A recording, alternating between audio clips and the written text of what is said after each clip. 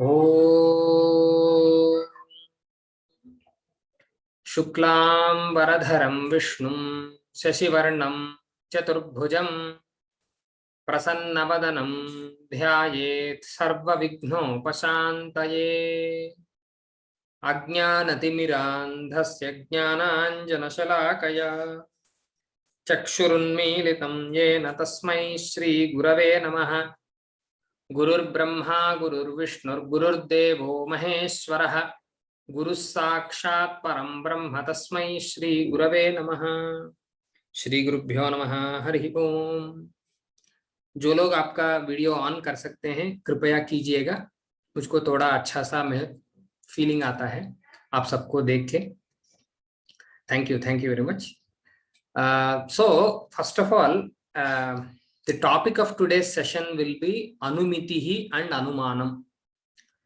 So yesterday in the previous class, the last topic which we have dealt was on Pramanas. What are the different types of Pramanas? So in those different types of Pramanas, the first one was called Pratyaksham, and which also has another name called Aparoksham.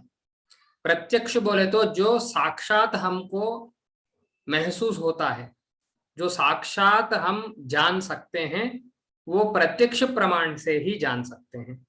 जैसे आप मुझको सुन रहे हैं, मेरा शब्द आपका कर्ण गोचर हो रहा है, ये जो विषय है ये साक्षात आपको मालूम हो रहा है। आप मुझको देख रहे हैं, मेरा हाथ का मूवमेंट देख रहे हैं, मेरा सर का मूवमेंट देख रहे हैं, ये सब जो आप देख रहे हैं ये साक्षात आप महसूस कर रहे हैं, इसको ही हम प्रत्यक्ष बोलते हैं। और ये अपरोक्ष है। परोक्ष बोले तो indirect, what ever you know indirectly is called परोक्ष। ये परोक्ष नहीं है, नॉट इनडायरेक्ट, इट्स डायरेक्ट। अपरोक्ष भी कहते हैं प्रत्यक्ष को। और दूसरा है अनुमान। अनुमान और अनुमिति, ये जो टर्म है, ये दोनों टर्म से हम इन्फरेंस को कहते हैं। इसको आंग्ल भाषा में इन्फरेंशियल कॉग्निशन बोलते हैं। This is called the inference in English. So today we'll know what is inference, number one. Number two, what is the means of inference? It's also called as inferential cognition. As cognition is the main type, the subtype will be inferential cognition. It can also be called as inference. Okay, tarhi vayam we shall go into the main topic today. So whenever you have any doubt, you can please ask me. Okay, so in Sanskrit, whatever we learn, whatever we utter, it has a story. Even names have story related to them. For example, we all know a story of three fishes from Panchatantra: Subuddhi, Mandamati, Sumati, Kalamati, Mandamati. See, so whenever we go through our Sanatana texts, even the name has lot of significance attached to it. In the same way, that can happen only when that language have a rich tradition involved. When the verbs are very strong, when the root verbs are very strong in any language, each and every word has a story behind it. So today we have two words with us, which are Anumitihi and Anuman. हमारे पास दो शब्द है, अनुमिति और अनुमान। इसका अर्थ क्या है, उस नाम से ही हम पता हम जान सकते हैं। जैसा अनु बोले तो पश्चात, पश्चात बोले तो हियर आफ्टर, अनु बोले तो हियर आफ्टर। मीयते ज्ञायते इत्यनुमिति। ज्ञायते जो आपको समझ में आ रहा है, पश्चात जो आपको समझ में आ रहा है वो अनुमिति है। ये निर्वचन है। This is the etymology. So the knowledge followed by some other knowledge, it's not the direct knowledge, it's intending the meaning here, it's intending that it is the परोक्ष। You are not knowing it directly. That's what you know. This is the first meaning of the word called anumitihi. And the second word we have is anumanam. Anumanam is nothing but the means of anumiti is called anuma.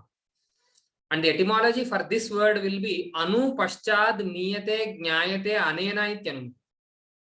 Hereafter you are going to know something because of this. Knowledge followed by some other knowledge, by which. So we are talking about the means in the second term. Okay. So if we take a small example, you can easily understand. Yes, Pratapji. Example, sir. Yeah. See, for example, if you would have raised your hand, you just assume that before you ask your question, you would have raised your hand. So raising your hand is not directly telling me anything. So raising a hand will not tell you anything directly, like you know me while you see me. While you are seeing me, you know me directly. You know my structure. You know my skin tone. You know my vibhudi's color. You know many things while you see me directly. But when you are raising your hand to question, if I am a cultured person, if I know some, what you say, schema in psychological language, if I have a schema of civilization, of if I have the karyakarana bhava between raising the hand and questioning. If somebody is raising a hand in a class, if I am a seasoned teacher, I would know that the person wants to tell something, he wants to ask something. So how did I know that? I know that because of my experience, previous experience. I have registered in my memory. I have registered in my memory that whenever a person in a class is raising his hand, this gesture is related with some question. I have registered these two things in my mind. So when you are raising your hand in my class, I instantaneously recollect that definite correlation between raising your hand and asking a question. So I am knowing something after knowing something. Knowledge followed by some other knowledge. What is that other knowledge? Raising the hand is the other knowledge. What is the knowledge followed by that? I understood that. I indirectly understood that you wanted to ask something. So that is the knowledge. So the first knowledge will be your question. That is followed by other knowledge, which is your raising hand. So knowing that you are raising your hand is done by my chakshurindriya. I have seen you and I have known that. And after that, I am knowing something else. So whenever we are knowing something like this, it can be inference. There is some difference here again. So you might tell, I am learning a language right now. For example, I am learning English language. First of all, I hear the sound. Okay, you just assume that you don't know English language. आप ऐसा समझिए कि आपको आंग्ल भाषा नहीं आता है, तो जो व्यक्ति आपके सामने हैं वो इंग्लिश भाषा में व्यक्त करता है, तो वो केवल एक शब्द है आपके लिए. उसके बाद आप जब उस भाषा को सीखते हैं, जब ही उसका अर्थ क्या है आपको पता चलता है. यहाँ भी नॉलेज के बाद नॉलेज है, फिर भी यहाँ भाषा के माध्यम से जब आप किसी चीज को समझ रहे हैं, वहां इन्फरेंस नहीं है, वहां हम बोलते हैं वो शाब्द बोध है, verbal cognition. We tell that as the verbal cognition. So we have slight difference between verbal cognition and inference. So verbal cognition always needs a word, but in inference, you will not always need a word. That is the difference. And when we are going deep into the subject, you will have more doubts. I encourage you to ask more questions and clarify your doubts. Okay, am I clear here? Thank you. So we'll just move on. So you have to understand that whenever we are learning a new Shastra, we are actually learning a new Shastra here. Okay, that Shastra is called as Tarka Shastra because most of the Vada Parampara is in Tarka Shastra, is well documented in Tarka Shastra. And the Vada Parampara has origins in Tarka Shastra. So you have to understand some terminologies in this particular Shastra. So learning a Shastra is equal to learning new terms. I cannot give you what you don't have. This is what I learned till now. You cannot learn what you don't know, which means that you know everything. The only thing we are learning newly here is that you are giving some terminologies, a relation with the concepts you know. We all are matured. We all are working somewhere. We all know many things. Okay, the only thing we don't know is what is the process and what are the words used for so and so kind of a concept, which you know before. So you have to make some time and just recognize these new terms here. So the terms you got today are Anumanam and Anumiti. These are the first two terms. And after that, I am introducing some more new terms to you, which are Pakshaha, Sadhyam. So first of all, as I have given you one example in inference, what is inference?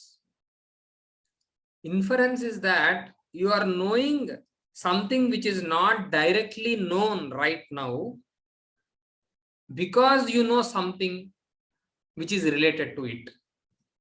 So to make it very simple, I will give you one more example, which is very, very famous. So there is a very large, big mountain in front of me. It is very large. And it is very far also, far away, large, big mountain. And lot of smoke is coming out in single, line. From a far away, distant place, when I see that smoke coming out of the mountain, I suddenly observe that, yes, there is fire. I suddenly know that there is fire. How did I know that?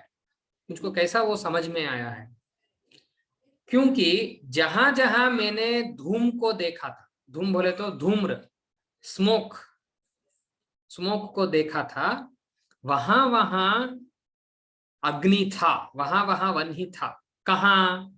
मैंने एक मंदिर को गया था जहां एक home हो रहा था, वहां बहुत धूम था, वन ही भी था. मेरा दादी का जो रसोई है, किचन है, वहां भी बहुत धूम है, वहां भी वन ही है. मेरा पापा जी जब सिगरेट या कुछ बीड़ी पी रहे थे, वहां भी धूम था, वहां भी अग्नि था. ऐसा मेरा बचपन से ही मुझको एक व्याप्ति का ज्ञान हुआ है. व्याप्ति बोले तो डेफिनेट कोरिलेशन का एक ज्ञान हुआ है. कैसे हुआ है? बहुत प्रदेशों में ये दो चीजों को मिलते जुलते देखने से मुझको ये दोनों में कुछ अलग सा एक डेफिनेट रिलेशन एक है, मजबूत रिलेशन एक है. ऐसा मेरा एक ज्ञान उत्पन्न हुआ है. इसके बाद क्या होता है, मैं ये दोनों में एक को देखता हूं. ये दोनों में एक को बोले तो मैं वन ही को नहीं, धूम को देखता हूं. धूम को मैं पर्वत से आते हुए देखता हूं. उसको देखते ही मुझको समझ में आ जाता है कि वहां वन ही है. मैंने वन ही को साक्षात नहीं देखा है.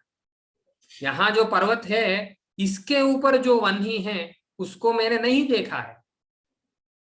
मैंने वो वन ही जो पर्वत में है, वो किस कलर में है वो नहीं जानता. फिर भी मैं जानता हूं कि वहां एक वन ही है. आपको इसको सूक्ष्म से ग्रहण करना है. मेरा जो इन्फरेंस है, मेरा जो अनुमान है, ये वन ही का कलर के ऊपर नहीं है. वन ही है या नहीं है, ये चीज को मैं जानता हूं कि वन ही है।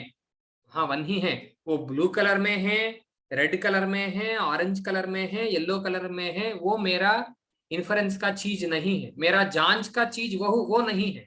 मेरा जांच का चीज ये है कि वहां वन ही है कि नहीं है। धूम को देखते ही मुझको समझ में आ जाता है कि वहां वन ही है, क्योंकि मुझको बहुत व्याप्ति का ज्ञान है। बहुत प्रदेशों में मैंने धूम के साथ वन ही को देखा था। इसके हिसाब से मुझको धूम को देखते ही वन ही का ज्ञान हो जाता है। कहाँ होता है? जहां मैंने धूम को देखा था वहां ही होता है।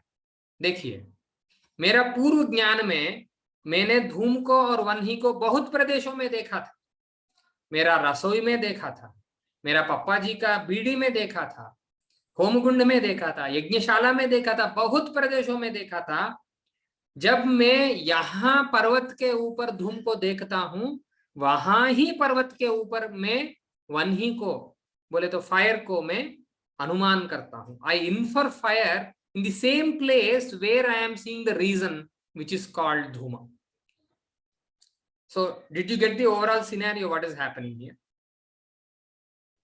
Sir, so can be say that जो इंद्रियों से हमको एहसास होता है वो अनुमिति है, और उससे जो इन्फ्रेंस करते हैं वो अनुमान है? नहीं नहीं नहीं नहीं, मैं वो भी आपको समझ में क्या बोलते हैं ठीक कर देता हूं। इंद्री को यूज करके, इंद्री के माध्यम से भी आपको क्या बोलते हैं हेतु का ज्ञान होता है। यहाँ रीजन क्या है वो इंद्री से भी मालूम होता है। कभी कभी शब्द से ही, word, a word also, by hearing a word also you can infer some things. So I cannot say that always indriya will become anumanam. No, there might be many other means also. In the coming classes we will discuss all those things also. Okay, first of all I want you all to understand the scenario of this Dhuma and Vanhi. If you are clear there, I will introduce some new things there. So in my previous example, when I see smoke, ये अनुमान है या अनुमिति है? when you are seeing smoke, it's not anumana, it's not anumiti also. When you are seeing smoke and you are understanding, you are cognizing smoke, आप केवल धूम को ही जानते हैं, उस समय पे वो प्रत्यक्ष है। उसके बाद वो जो प्रत्यक्ष है वो आपका मेमोरी को ट्रिगर कर रहा है। कल हमने एक चित्र को देखे थे, एक बच्चा चांद को देख रहा था, वो उसका एक्सपीरियंस है, वो मेमोरी जैसा परिवर्तन हो जाता है। उसके बाद कोई उसको पूछता है कल चंद्र दर्शन कैसा था, कुछ भी पूछता है तो वो रिकलेक्ट करता है। वो जो रिकलेक्शन है उसका ट्रिगर पॉइंट क्या है? प्रश्न करना, कोई प्रश्न करता है। वैसा ही आपका पूर्वानुभव ऐसा है कि जहां जहां धूम है वहां वहां वन ही है। wherever there is smoke there is fire. According to your previous experiences, you have understood that wherever there is smoke there will be fire. Now in this far away mountain, when you are perceiving smoke, your memory is triggered. Your memory of the invariable relationship between smoke and fire is triggered. आपका जो अविनाभाव ज्ञान है धूम और वन्ही के बीच में, वो जो अविनाभाव ज्ञान है उसका ट्रिगर होता है, वो ट्रिगर हो जाता है। वो अभी आपको फ्रेश दिखा देता है, बोले तो वो आप महसूस करते हैं, you recollect that. Okay, so that will be the second part. After recollecting, you ensure that there is fire. See, you just recollecting is different, and always experience is related to live. I have told this yesterday also. Recollection is related to past and experience is live. So what is your experience? You are experiencing fire here, which means that you are not seeing fire, but you know that there is fire here. right now you know that. So that is a live experience. Generally, we use the word experience in English in a different sense, but here experience is indirect cognition, or what you say, live cognition.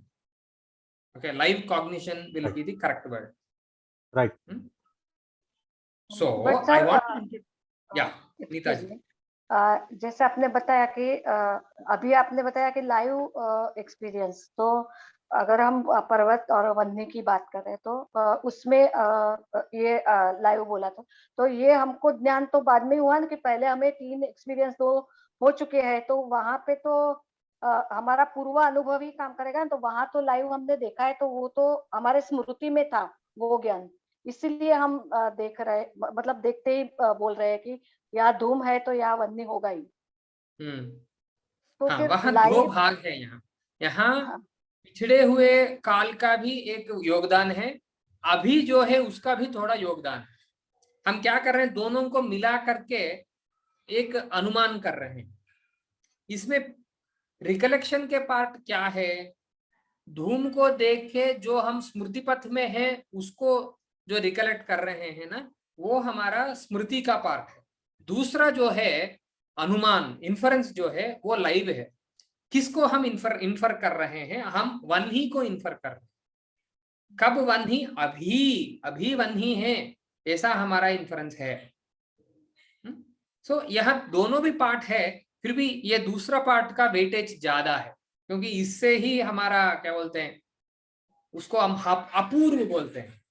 पूर्व जो नहीं समझ में आया, अभी जो समझ में आ रहा है वही अपूर्व है। यहाँ अपूर्व भाग होगा, मैंने महसूस किया है, मैं जानता हूं कि यहाँ वन्ही है। ये चीज मुझको केवल धूम को देखने के वक्त में नहीं था, धूम को देख के व्याप्ति को स्मृति पथ में लाके उसके बाद मेरा अनुभूति होता है कि यहाँ वन्ही है। Am I clear?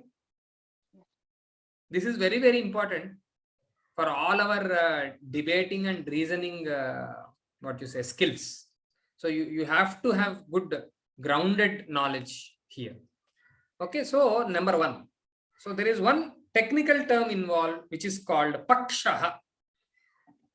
And this pakshaha is also called as minor term in Western logic. It's called minor term.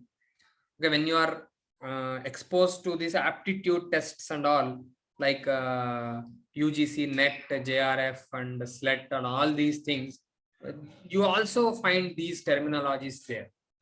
So minor term is the subject of the inference.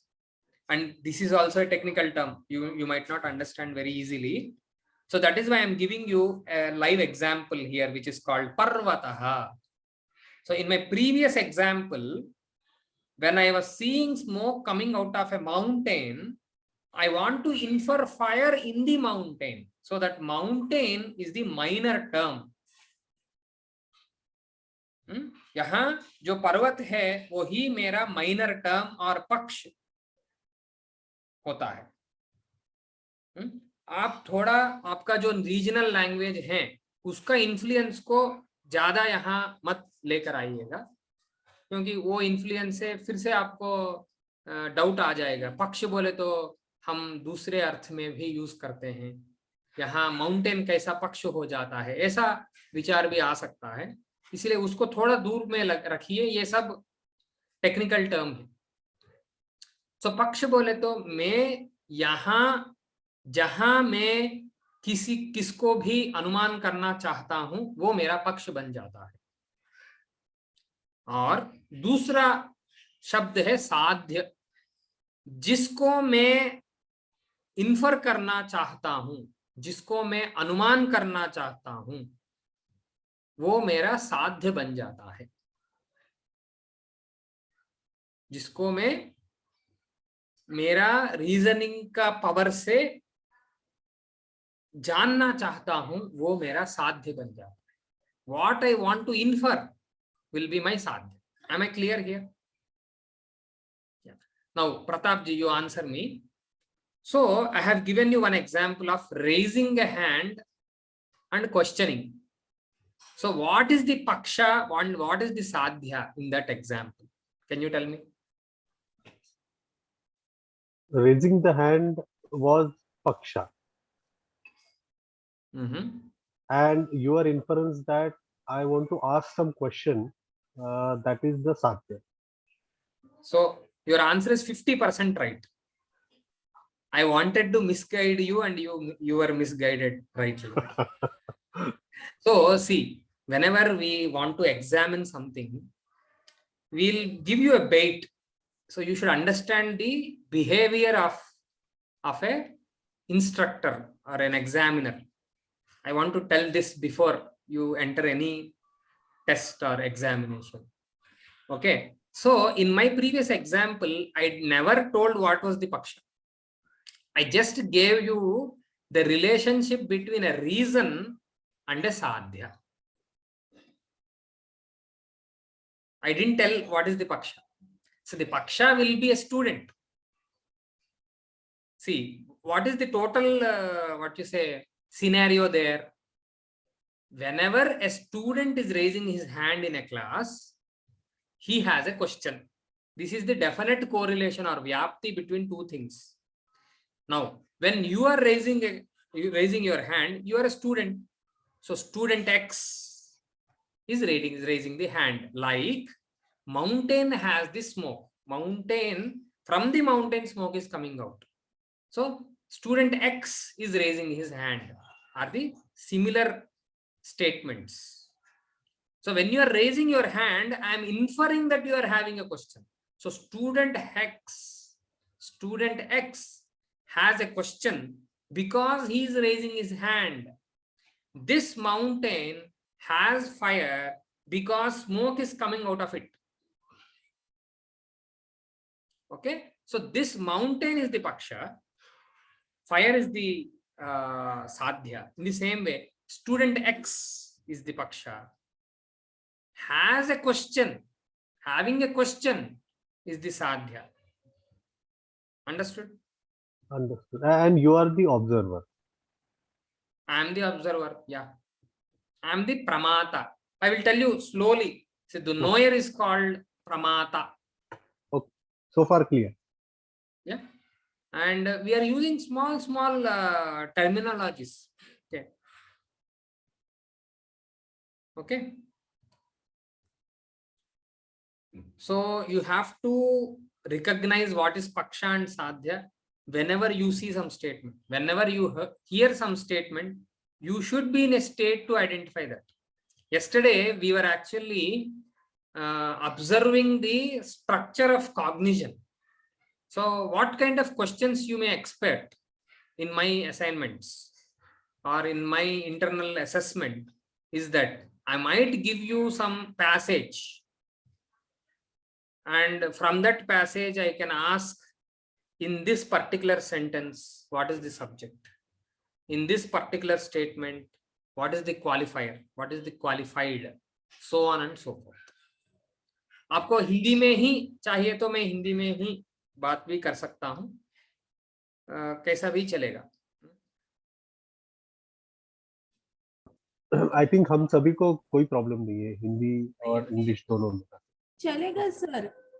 The way you communicate it is good. We understand the thing. Thank you. And whenever you don't understand anything, please raise your hand or ask me something. I will be very happy answering you all. Okay? Sure. So we'll move on. So there is always a particular process or technique in expressing something in Shastra. It's not very ad hoc in Shastra. In Shastra, you have all templates given. You have to just use those templates, fill in those templates with this present knowledge, and you will get the correct answer you want. Okay, so in the previous slide, I was only talking about two things, which are called paksha and sadhya. And the main terms in English are minor term and major term. Why it is major? Because that is the main thing you want to infer. Major, the word major tells that it is very important. So in any inference, this major term is very, very important because you are inferring that. And this is minor. Why is it minor? Because you know that prior to the inference, you know that there is a mountain. Even before you started, you have started the inference, the process of inference. So that is why it is minor. No. So minor term, major term, and there is one more thing which is called middle term. Middle term. Okay, so this middle term is called hetu. Knowing the meaning of this hetu is very, very easy. We use this word hetu in our regional languages also for reason. So hetu is the reason. So reason for what? Reason for sadhya. So in my example, dhuma was the hetu. I saw dhuma coming out of a big mountain and I am inferring that there is fire. In where? In mountain. So mountain is the paksha, fire is the sadhya, and dhuma is the hetu. Understood? Now, I will give you one more scenario and I will ask one of you to tell what is paksha, what is sadhya, and what is hetu. I will narrate the scenario. Okay? Slowly listen that. So, there is a very big sound coming from far away of the road, and the road is having a turning. I can't see what is coming, but I can hear. By hearing that, I am not going into the middle of the road. I want to go to the other side of the road. मुझको दूसरे पार जाना है, फिर भी एक बड़ा सा शब्द को सुन के मैं वहां नहीं जा रहा. इस सिनेरियो जो है, इसको आरती जी आप थोड़ा बता सकते हैं क्या? यहाँ पक्ष क्या है, साध्य क्या है और हेतु क्या है? सर पक्ष है रोड, साउंड है साध्य, एंड सर लास्ट क्या है ये? मुझे स्क्रीन आपके फोटो की वजह से वो दिख नहीं रहा है. हेतु. हेतु means we are not considering that right thing to go by that path. Okay, थोड़ा एक 40% आपका आंसर करेक्ट है. Neerja ji, do you want to tell something? Okay. Accident हो गया होगा, ये हेतु है. अपन यहाँ बैठ के सोच सकते हैं कि वहां कोई जोरदार एक्सीडेंट हो गया है. तो आवाज आ रही है, आवाज हो गया पक्ष. सुनाई दिया, पर्वत देख लिया, हमने सुनाई दिया आवाज, तो आवाज हो गया पक्ष. और एक्सीडेंट हो गया होगा, ये साध्यम, अनुमान. यानी अपन को सोच सकते हैं कि वहां कोई जोरदार एक्सीडेंट हो गया है. और हेतु है कि आवाज उस टाइप की थी, डरावनी थी या जोरदार थी आवाज. अच्छा प्रयत्न किया आपने. आपका भी समाधान में एक फ्लॉ है. वो फ्लॉ क्या है प्रताप जी, आप बोल सकते हैं? जी सर. तो पक्ष है रोड, और रोड से मुझे आवाज आई, तो हेतु हो गया वो जो जोरदार आवाज आया वो. और उससे मैंने इन्फरेंस ये किया कि वहां एक्सीडेंट हुआ होगा, तो वो हो गया साध्यम. ये अच्छा है. अभी मैंने जो समझा था वो थोड़ा अलग सा है. आपका इम्प्रोवाइजेशन बहुत अच्छा है. मैं आपका दूसरा एक बार मैं समन्वय करता हूं. ऐसा सिनारियो है, बहुत जोरदार आवाज आया है, मैं वहां नहीं देख पा रहा हूं, फिर भी सुन पा रहा हूं. वो जोरदार आवाज को देख के मैं ऐसा समझा कि वहां एक बड़ा सा एक्सीडेंट हुआ है, वहां बोले तो वहां रोड पे। सो वो रोड जो है वो मेरा पक्ष हो जाता है, क्योंकि मैं जानता हूं कि वहां रोड है, रोड को मैं देख भी सकता हूं, बहुत काल से वहां ही रहने से वहां रोड है ये मैं जानता हूं, इसीलिए वो मेरा पक्ष बन जाता है। और मेरा मिडिल टर्म, मेरा हेतु, मेरा रीजन क्या है? जोरदार आवाज, विलक्षण जोरदार आवाज, वो जो बहुत सरप्राइज सडन जो आवाज आता है वो है, बहुत बड़ा सा आवाज था। वो आवाज जो मैं सुनता हूं ना, वो ही मेरा हेतु हो गया। उसको सुनने के बाद मैं वहां इन्फर कर रहा हूं कि वहां एक एक्सीडेंट हुआ है। सो एक्सीडेंट मेरा साध्य हो जाता है। बहुत अच्छा सा प्रयत्न किए हैं आपने। हम और एक उदाहरण लेते हैं। अभी ऐसा समझिए कि ब्लड शुगर लेवल बहुत ज्यादा हो गया है। एक डॉक्टर के पास एक मरीज जाता है, उसको टेस्ट करता है, ब्लड शुगर लेवल बहुत ज्यादा हो गया, वो 300 के ज्यादा है, 300 से भी ज्यादा है। वो शुगर का रिपोर्ट देखते ही वो जो वैद्य है वो बोलता है कि आपका डायबिटिक कंडीशन में है, आप अभी डायबिटिक कंडीशन में हैं बोल के वो बोलता है। इस परिस्थिति को देख के चिन्मय जी आप बोलिए, यहाँ पक्ष क्या है, साध्य क्या है और हेतु क्या है?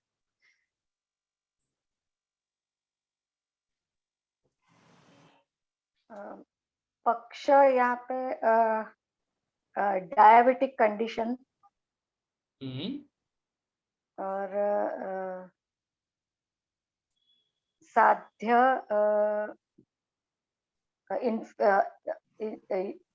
क्या बोलेंगे, साध्य वो ऐसा अनुमान नहीं है, पर वो तो पता ही है ना इसमें तो कि डायबिटीज बढ़ गया है, वो साध्य।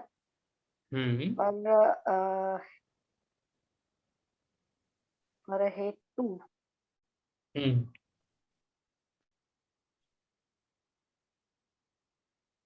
हेतु में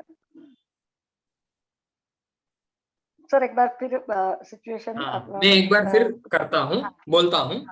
अभी देखिए, एक मरीज सुबह सुबह वो डायग्नोस्टिक सेंटर को जाके ब्लड टेस्ट करवाता है, उसका रिपोर्ट आता है शाम पे रिपोर्ट को लेके वो वैद्य के पास जाता है, वैद्य उसका रिपोर्ट देखता है, देख के उसके ऊपर होता है 300 फास्टिंग ब्लड शुगर लेवल बोल के कुछ लिखा होता है, उसको डॉक्टर देखता है।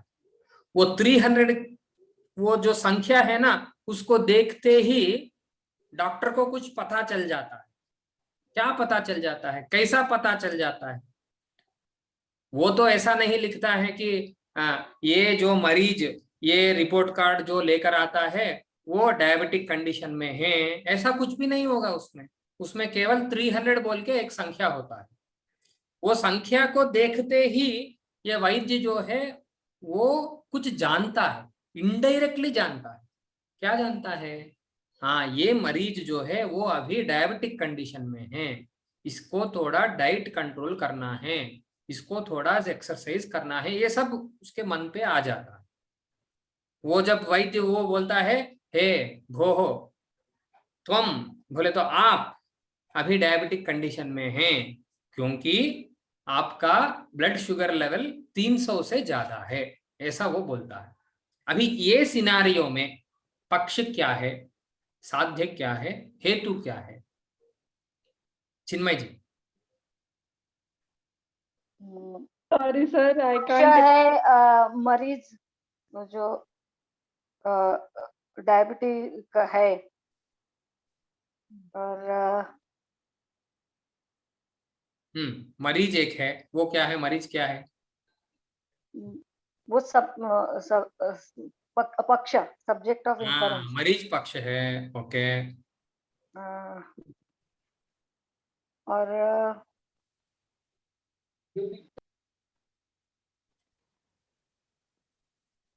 साध्य शुगर लेवल उसका जो प्रेडिक्शन उन्होंने किया डॉक्टर ने कि नहीं, वो तो फिर हेतु आएगा ना। वो जो हेतु शुगर है। लेवल का जो रिपोर्ट है ना 300 का, वो हमारा हेतु बन गया। और साध्य क्या है? साध्य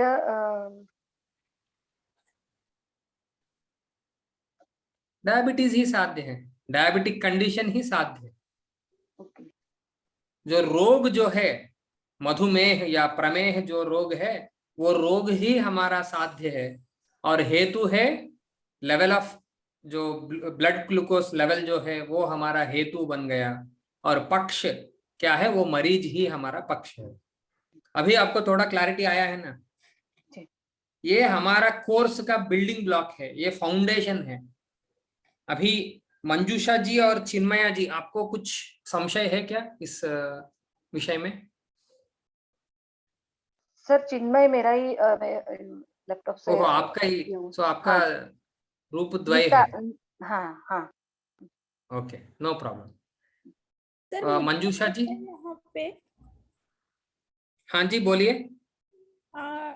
सर इसमें ब्लड रिपोर्ट जो है वो पक्ष नहीं हो सकता क्या?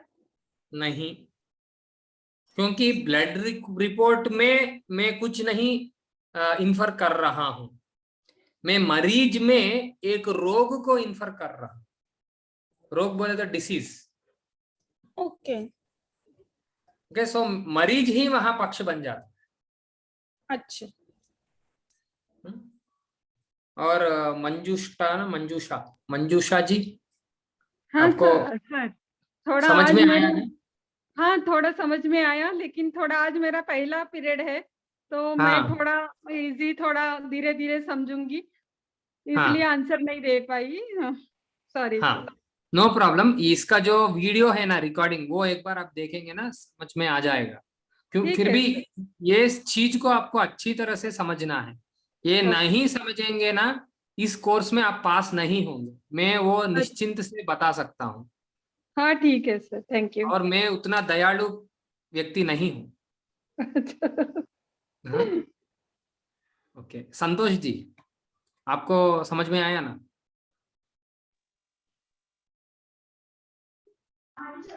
सॉरी सर, मैं थोड़ा सा लेट ज्वाइन हुआ, हाँ, तो मैं उतने स्पष्ट तरीके से अभी नहीं समझ रहा हूँ, पर समझने का प्रयास कर रहा हूँ। जी जी, आप जरूर इसका जो रिकॉर्डिंग मैं भेजूंगा ना ग्रुप में, वो एक बार देखिएगा, आपको समझ में आ जाएगा। अगर उसके बाद भी समझ में नहीं आया, अगले कक्षा में आपको पूछना है, प्रश्न पूछेंगे तो ही मैं समाधान दे पाऊंगा। जी जरूर जरूर। प्रीवियस लेक्चर और इस लेक्चर का कुछ एक्सरसाइज आप दे सकते हैं क्या? हाँ, मैं दे दूंगा। क्वालिफाइड और ये, so that we understand more this जरूर दे दूंगा। सो पहला लेक्चर में जो कंस्ट्रक्शन स्ट्रक्चर ऑफ कॉग्निशन जो है, उसके ऊपर भी मैं आपको एक एक्सरसाइज दूंगा। और आज का जो पक्ष, साध्य और हेतु है, इसमें भी मैं आपको एक्सरसाइज दूंगा। Okay okay, then will slowly move on. So sir ऐसा एक क्वेश्चन है सर। जी बोलिए। आपके प्रीवियस स्लाइड में जो सीक्वेंस है, वो है माउंटेन पहले दिखा, फिर स्मोक दिखा, फिर फायर का इंफरेंस आया, तो पक्ष पहले आया, फिर हेतु आया, फिर साध्यम आया। तो आपने ऐसा उल्टा लिखने का क्या प्रयोजन था सर कि पहले साध्यम और बाद में? मैं जब जिसको भी प्रस्तुति करता हूं ना, वैसा ही प्रस्तुति करता हूं। मैं बोलता हूं कि ये पहाड़ में वन्नी है, क्योंकि वहां से मैं धूम को देख सकता हूं। This mountain possesses fire because smoke is coming out. Okay. This is the construction of the So reason is given at the end for inference. Okay. Yeah, not like that. You don't mandate like that, because it can be anywhere. But this is one kind of an expression which is used in Shastras. I can also say that because the smoke is coming out of the mountain, it has fire. I can say in any way. Okay, we are only following some certain process which is suggested in the Shastra. That's it. Okay. So यहाँ देखिए, अभी हम inference के लिए क्या क्या चाहिए, infer करने के लिए मुझको क्या क्या जरूरत होगा, इसके बारे में एक बार हम बात करेंगे। हमने पहले कहा था कि बहुत प्रदेशों में मुझको साध्य और हेतु का ज्ञान चाहिए। जैसा मेरा हेतु बन गया धूम, मेरा साध्य बन गया वन्ही।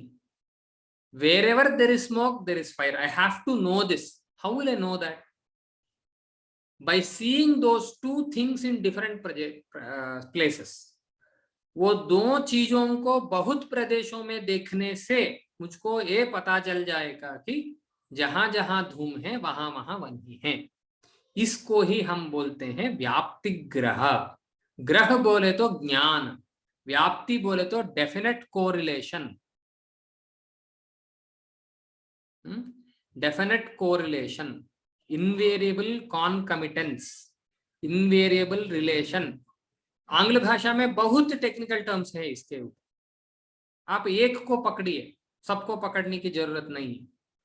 Definite correlation, invariable concomitance, invariable relation, किसी एक को आप लीजिएगा, वही व्याप्ति है।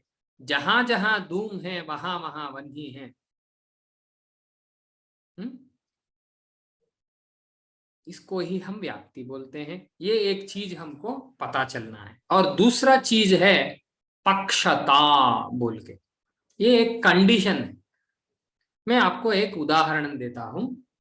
एक बार ये स्लाइड को भी मैं स्विच ऑफ करता हूं, क्योंकि जब स्लाइड होता है ना, आपका दृष्टि स्लाइड के ऊपर ही जाता है, विषय के ऊपर एक बार लाना है आप।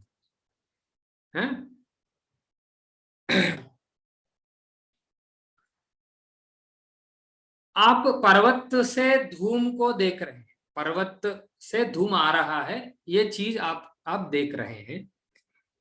जिसी ने आपका पिताजी आके बोलते हैं कि इस पहाड़ के ऊपर वन्ही है, this mountain possesses fire, that is what your father directly tells you. Are you understanding the scenario? I am seeing the smoke coming out of the mountain, and my father comes in between and tells that there is a lot of fire in the mountain directly. He is using his verbal, he is using sentence to convey something to me. Okay, now you tell me, will I infer something or directly know that there is fire on the mountain? And I have good terms with my father. You will trust his word that from his experience you will learn. Direct. So I will not go and again infer something. I will not bother myself to recollect the vyapti. मैं उतना काम नहीं करूंगा, क्योंकि मैं मेरा पिताजी के ऊपर विश्वास रखूंगा। वो जो बोल रहे हैं उसको साक्षात ले लूंगा। I will not recheck something. I will not redo something. Are you getting me? In this scenario, the end result is called Shabda Bodha. It's a Shabda Bodha. It's not Anumiti. So I am not inferring here. I am getting a verbal cognition. मुझको मेरा पिताजी के ऊपर विश्वास होने से वो जो बोल रहे हैं उसको मैं मान लूंगा, वो होता है। इस समय पे, ऐसा परिस्थिति में आपके पास व्याप्ति भी है, जहां जहां धूम है वहां वहां वन्ही है, ये भी मैं जानता हूं। मैंने धूम को देख रहा हूं, मैं धूम को देख रहा हूं, वो भी है। फिर भी यहां क्या बोलते हैं, अनुमान, अनुमिति नहीं होता है, क्योंकि वहां साध्य का सिद्धि हो गया है। साध्य बोले तो यहां क्या है, वन्ही है। What I want to infer has been established by other means of knowledge. दूसरे प्रमाण से वहां वन्ही का निश्चय हो गया है। इसीलिए मुझको वहां अनुमान का प्रयोग करने की आवश्यकता नहीं है। अनुमान का प्रयोग मैं वहां ही करता हूं जहां उसका आवश्यकता है, क्योंकि मैं बुद्धिमान आदमी हूं, मैं मशीन नहीं हूं, मुझको थोड़ा बुद्धि है। वहां सुलभतया मेरा पिताजी बोल रहे हैं कि वहां वन ही है, वो मैं ले लूंगा। क्यों क्यों फिर से मैं मेरा दिमाग को लगाऊंगा? मैं नहीं लगा। विश्वसनीय सूत्रों से पता चला है। हाँ वही है, हमारा मीडिया इसी के हिसाब से जानता है, खुद वेरीफाई नहीं करता है। उसका बहुत नेगेटिव है, फिर भी हम केवल क्या हो रहा है उसके हिसाब से जाएंगे। उसके हिसाब से वहां अनुमिति नहीं होता है। नंबर 1, उसका अर्थ क्या है? जहां सिद्धि होता है, सिद्धि बोले तो साध्य का निश्चय हो जाता है दूसरे प्रमाणों से। जहां दूसरे प्रमाणों से साध्य का सिद्धि हो जाता है वहां अनुमिति नहीं होता है। ये हम थंब रूल बोलते हैं ना, वैसा रूल है ये। अभी बोलिए आप सर ऐसा एक बार रिपीट करेंगे अभी जो आपने बोला वो? हाँ, जहां साध्य का सिद्धि, साध्य का निश्चय दूसरे प्रमाणों से हो जाता है वहां अनुमिति नहीं होता है। और एक उदाहरण बोलता हूं, मैंने बोला था कि जब क्लास में कोई स्टूडेंट उसका हाथ ऊपर करेगा तो मैं ये अनुमान करता हूं कि वो कुछ पूछना चाहता है बोल के। फिर भी इसका भी एक क्या बोलते हैं अपवाद है। एक स्टूडेंट है वो ऐसा हाथ ऊपर कर रहा है, दूसरे स्टूडेंट बोलता है कि हाँ प्रताप को कुछ पूछना है। अभी मैं इन्फरेंस नहीं करूंगा, क्योंकि दूसरा जो बच्चा है वो भी मेरा ही बच्चा है, मेरा ही स्टूडेंट है, वो जो बोलेगा मैं स्वीकार कर लूंगा। हाँ, वहां भी क्या हुआ? इन्फरेंस नहीं है, वो साक्षात ज्ञान ही है। ऐसा सब जगहों में साध्य का निश्चय दूसरे प्रमाणों से हो जाता है तो वहां मैं अनुमिति नहीं करूंगा, क्योंकि अनुमिति लेंदी प्रोसेस है, वो इजी प्रोसेस नहीं है। हम जो एग्जाम्पल ले रहे हैं वो इजी है, एग्जाम्पल इजी है, फिर भी उसका प्रोसेस जो है वो लेंदी है। इसीलिए हमारा जो व्यवस्था है अंदर का वो लाघव प्रिय है, जो इजी जो है वही करता है। इसलिए वो नहीं होता है। अभी समझ में आया ना? और दूसरा है, जब सिद्धि है तब अनुमिति नहीं है। और एक तरीका से मैं ये बोल सकता हूं कि जब साध्य का संदेह है तब ही मैं अनुमिति करता हूं। संदेह और निश्चय ये दो चीज जो हैं वो ऑपोजिट है। जिसके ऊपर मेरा संदेह है उसके ऊपर मेरा विश्वास नहीं होगा, जिसके ऊपर मेरा विश्वास है उसके ऊपर मेरा संदेह नहीं होता। जैसा कोई सिद्ध पुरुष है, वो बोलता है कि सब जगह भगवान है। आप प्रहलाद को ले लीजिएगा, प्रहलाद को ले लीजिएगा, भागवत से आप प्रहलाद को ले लीजिएगा। वो बोल रहा था कि सब जगहों में विष्णु है, ये उसका अचंचल विश्वास, डिसीजन, निश्चय है। वहां संशय की क्या बोलते हैं, अवसर ही नहीं है। There is no place for doubt. संशय के लिए वहां जगह ही नहीं है, क्योंकि वहां निश्चय है। उसी के हिसाब से वो हरि का दृष्टि कर रहा था, हरि का उपासना कर रहा था, इसीलिए सब जगहों में उसको हरि मिल गया।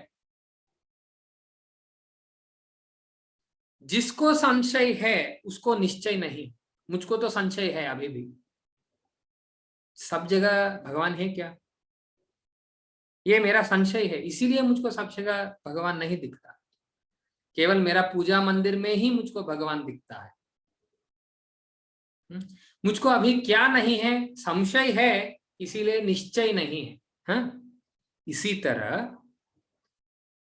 इस पर्वत में इस पर्वत में वन ही है या नहीं है, ऐसा संशय भी चाहिए अनुमिति के लिए। मैं जब अनुमिति का प्रोसेस में चला जाता हूं तब मुझको क्या नहीं चाहिए, मुझको निश्चय नहीं चाहिए यहाँ वन ही है, ऐसा निश्चय मुझको नहीं चाहिए। I don't want to be certain that there is fire, I should not know that there is fire by other means. दूसरे प्रमाणों से मुझको ये नहीं पता चलना चाहिए कि वहां वन ही है। इसलिए क्या होना है, वहां संशय होना है। किसका संशय होना है? साध्य का संशय होना है। इसीलिए साध्य का संशय भी एक तरह का कारण बन जाता है। साध्य का संशय है तो उसके बाद हम अनुमिति कर सकते हैं। उसके बाद में थोड़ा थोड़ा बुद्धि का उपयोग करके क्या यहाँ वन ही होगा कि नहीं होगा, हाँ जरूर होगा, क्योंकि जहां जहां मैंने धूम को देखा था वहां वहां वन ही है। जैसा मेरा यागशाला वैसा ही ये इस पर्वत के ऊपर में वन ही है। So I will process in that way when I have a doubt. Clear? So there is one obstacle for inference which is called साध्य सिद्धि। साध्य सिद्धि, सिद्धि बोले तो निश्चय। साध्य का निश्चय एक प्रतिबंधक है और एक कारण है साध्य का संशय। साध्य का संशय कारण बन जाता है, साध्य का सिद्धि प्रतिबंधक बन जाता है। उस दोनों के मिला के मैं पक्षता। So you have many new terms to learn today, which are अनुमानम, अनुमिति, पक्षः, साध्यम, हेतुः, व्याप्तिग्रहः, पक्षता, साध्य सिद्धि, साध्य संदेह. There are 9 terms. So one of you should write all these 9 terms and post in the group. Please do that. Okay, these are the 9 terms. You can re-listen to this record. Write down those terms, write down those meanings, post in the group. Others also will be benefited by that, and you will also be benefited. Yeah. So shall I move on? Do we have some time? It's 9:05. Okay. So I can end here. So today we have learned that inference is called anumiti and the means of inference is called anumana, and the main constituents of the process of inference have paksha, sadhya and hetu in it. And we have also known what are the causes of anumiti, like vyaptigraha and pakshata. And pakshata has 2 concepts in it which are called sadhya siddhi, which is a obstacle, and sadhya sandeha, which is a cause. So in a way I say that sadhya siddhya bhava is a cause, sadhya sandeha is also a cause.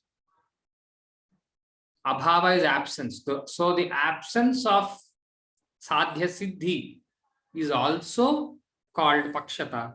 Sadhya sandeha is also called pakshata. Understood? Any questions? Aarti ji, Santosh ji, Chinmay ji? No? No. Yeah. Thank you. So we shall meet again. Yeah, Pratap ji, you were telling something? I said 1-2 questions है, but maybe हम revise करेंगे और next time पूछेंगे.